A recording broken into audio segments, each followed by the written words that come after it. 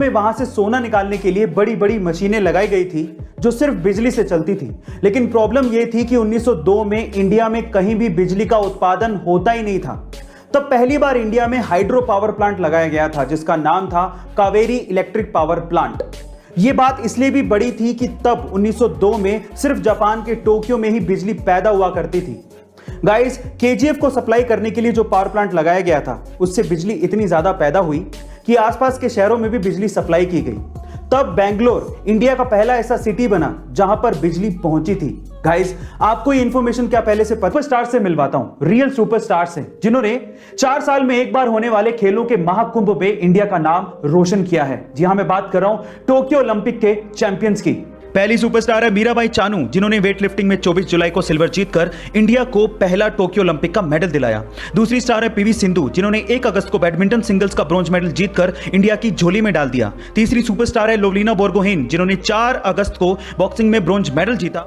फिर hockey men's team के 11 खिलाड़ी जिन्होंने 5 अगस्त को ब्रॉन्ज मेडल जीतकर इंडिया का नाम रोशन किया। फिर रवि कुमार दहिया, जिन्होंने 5 अगस्त को ही रेसलिंग का सिल्वर मेडल जीतकर खुशी दुगनी कर दी। फिर आया 7 अगस्त, द गोल्डन डे।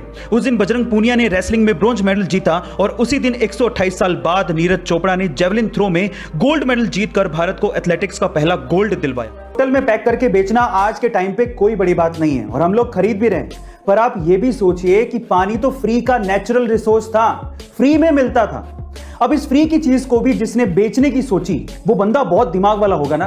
पर सवाल ये उठता है कि वो बंदा था कौन? चलिए मैं आपको बताता हूं। 1965 में इटली के रहने वाले फेलिस बिस्लेरी को सबसे पहले आइडिया आया था और तब उन्होंने बिस्लेरी को शुरू किया था। लेकिन इंडिया में इस चीज को एग्जीक्यूट करने वाला कौन था पता है? इंडिया में इस चीज को एग्जीक्यूट किया था पार्ले के फाउंडर रमेश चौहान ने, जिन्होंने बिस्लेरी को 4 लाख रुपयों में तब खरीदा था। और आज के टाइम पे पार्ले बिस्लेरी का ईयरली टर्नओवर $200 मिलियन से भी ज्यादा है। गाइस, आइडिया इज एवरीथिंग, जो आपकी किस्मत बदल सकता है। तो आइडिया सोचो। आपका हार्ट प्योर है और अगर आपके काम में जेन्युइननेस है तो लोग आपको किन बुलंदियों तक पहुंचा सकते हैं, इसका मैं एक एग्जांपल देता हूं। एक 73 साल के पुर्तगाली यूट्यूबर है जिनका नाम है निल्सन इजाएज। वो अपने यूट्यूब के चैनल पर नॉर्मल ब्लॉगिंग के वीडियोस और गार्डनिंग के वीडियोस अपलोड करते हैं। जनवरी से पहले तक तो उनके 2000 से भी कम सब्सक्राइबर्स थे, लेकिन जैसे ही उनके 2000 सब्सक्राइबर्स हुए तो उन्होंने एक थैंक यू वीडियो बनाया जिसमें उन्होंने सभी 2000 सब्सक्राइबर्स का नाम लिया। ये वीडियो इतना जेन्युइन था कि जैसे इसे अपलोड किया गया वो वीडियो वायरल हो गया और उसे 30 मिलियन से भी ज्यादा लोगों ने अभी तक देख लिया है। जहां उनके चैनल पर सिर्फ 2000 सब्सक्राइबर्स थे, आज ठीक 7 महीने के अंदर ही उनके चैनल पर 5.3 मिलियन सब्सक्राइबर्स हैं। गाइस, इसीलिए कहते हैं कि अगर आपका हार्ट प्योर है तो लोग आपको बहुत ज्यादा प्यार देते हैं। लीजिए कि आपको किसी वजह से हवाई जहाज से बिना पैराशूट के कूदना पड़े, या फिर आपके पास पैराशूट है लेकिन वो हवा में खुल ही नहीं रहा है। इन दैट केस क्या आप अंदाजा लगा सकते हैं कि आप कहां गिरें ताकि आपकी जान बच जाए? एटलीस्ट गिरने से तो जान ना जाए। आप में से बहुत सारे लोग पानी को चुनेंगे कि पानी में गिरेंगे तो शायद बच जाएंगे, लेकिन ये गलत है।